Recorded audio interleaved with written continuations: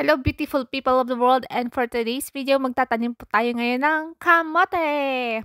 So let's do this. Ayan nga po, prepare ko na po ang aking lupang gagamitin. At habang minimekos ko po yung lupa, ayan nakita ko po ang uod. What's wrong with you? Why? Warm! Hey, it's a room, babe. Ngayon, alam niyo na kung saan ako takot. Grabe, as in. May phobia ako sa uod. Visit na uod yan. Panira tong uod na to. Ulit. From the top. Dito ang aking... Paano ba itanim ito? So, ayan. Tatanggalin natin yung toothpick kasi binabad ko siya sa water. Kung binili ko na to, talagang hindi ko sa kinain kasi natubo ko. Oh, di ba?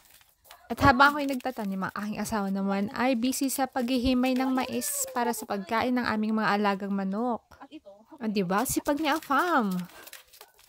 ganito ba dapat o ganito? Kasi ganito, sundan na lang natin yung kanyang skin. Pahiga na lang natin. So, ayan. So, ito yung isa. Hindi ko alam kung paano siya itatanim talaga. Ay, naputol. Siguro, patayo. O, diba? Mamang hilig sa gulay. Balik natin ito. Diba tutubo pa to. At ito, ayan, may tubo na siya. Sundan na lang natin. Pahiga na lang.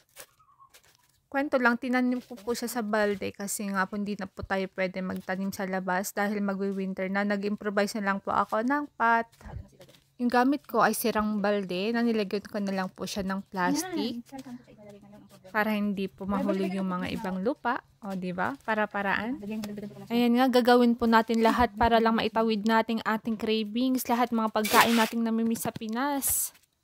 Ayan, para-paraan po tayo para makakain ng gulay ngayong winter season. Sana nga po ay mag-grow siya at hindi siya mamatay.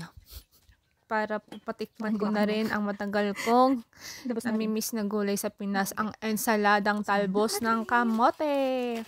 So, ayan, sariling sikap is the key to success. Charot.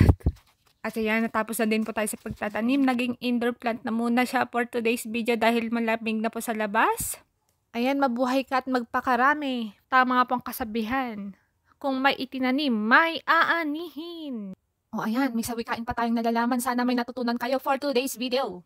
And that's all for today's vlog. Thank you for watching. Bye!